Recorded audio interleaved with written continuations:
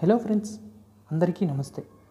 ఈ నెల 19వ తేదీ నుంచి పాకిస్తాన్ వేదికగా ఐసీసీ ఛాంపియన్స్ ట్రోఫీ ప్రారంభం కానుంది. ఈ టోర్నీలో విజేతకు భారీ మొత్తంలో నగదు బహుమతి అందజేయనున్నారు. ఈ ప్రైజ్ మనీపై ఐసీసీ శుక్రవారం అధికారిక ప్రకటన వెలువరించింది. టోర్నీ ఫైనల్ విజేతగా నిలిచిన జట్టుకు ఏకంగా 20.80 కోట్ల మేరకు నగదు బహుమతిని అందజేయనున్నారు. అలాగే రన్నరప్ జట్టుకు 10.4 కోట్లు, సెమీస్ చేరిన జట్లకు 5.2 కోట్లు ఇవ్వనున్నారు. ఇక 4, 5 స్థానాల్లో నిలిచిన జట్లకు తలా 3 కోట్లు, 7, 8 స్థానాల్లో నిలిచిన జట్లకు చెరు 1.2 కోట్లు ఇవ్వనున్నారు. ఇక ఛాంపియన్స్ ట్రోఫీలో ఒక్కో మ్యాచ్కు సుమారు 29 లక్షలు అదనంగా ఇవ్వనున్నట్లు ప్రకటించింది.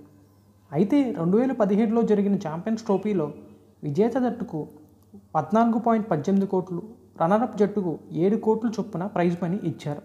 ఇదిలా ఉండగా ఈసారి జరిగే టోర్నీలో మన భారత్ తన మ్యాచ్ని దుబాయ్లో ఆడనుంది. ఈ విషయం అందరికీ తెలిసిందే. ఈ నెల 20వ తేదీన భారత్ బంగ్లాదేశ్తో తొలి మ్యాచ్ ఆడనుంది. ఆ తర్వాత 23వ తేదీన దాయాది దేశమైన పాకిస్తాన్తో తలపడనుంది.